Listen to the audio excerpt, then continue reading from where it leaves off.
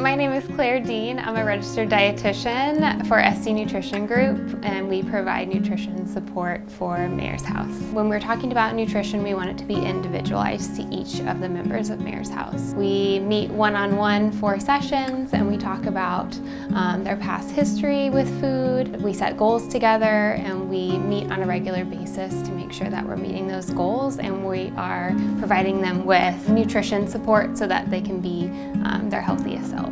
My name is Lori Chapman. I'm a licensed marriage and family therapist and an EMDR consultant. I love working with young women. I think they're at a stage of development where they're still figuring themselves out. They're coming out of a history of trauma and using, where a lot of their lives have been stagnated emotionally and psychologically. Working with them is really looking at supporting them through their self-esteem, their whole big picture, psychologically, emotionally, socially, spiritually.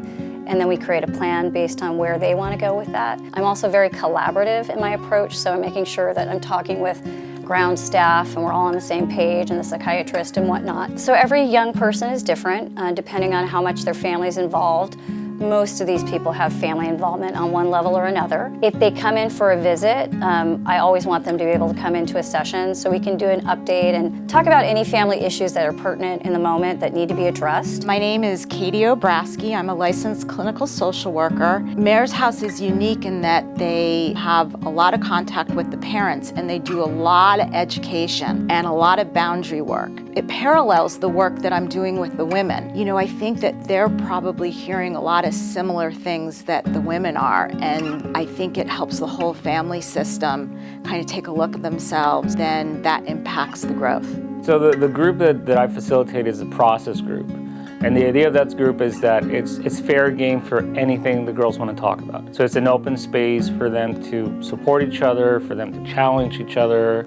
There's a lot of work around boundaries with one another and being able to advocate for themselves. Also just express discomfort and anger in a safe place, which is huge for young women in recovery. One of the things I really love about the Mare's House is that it's a really safe haven for these young women. The staff are very focused on creating a safe environment, a comfortable environment. They're very supportive. A lot of them have the lived experience themselves. They've all worked in the field. And for anybody that just knows they need to take that next step, but they're afraid, they don't need to be afraid at Mare's House. Yeah, if I was to talk to a young woman who was wondering if Mare's House is a good place for her, I would say that it's a challenging program, but that's a good thing. In order to succeed in recovery, we need to be challenged. In order to grow, we sometimes need to be uncomfortable. This is something that I said to a lot of my clients, that health doesn't always feel good, especially early on, because you're pushing yourself beyond what got you to the point where things were not working out. I would say it's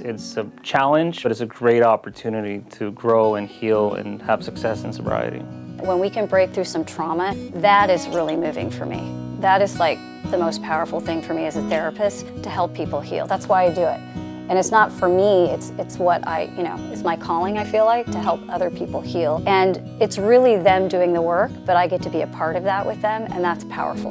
I love that piece of it. When you enroll at Mare's House, you're going to be onboarded with a psychiatrist, a therapist, and a nutritionist. The therapist is going to help you continue that deep interpersonal work that you've already started at either wilderness or primary treatment. The psychiatrist is going to work with you if you're on medications, as far as like where you want to be with your medications, get off of them, etc. That's up to you. The third piece is you're going to be also working with a nutritionist.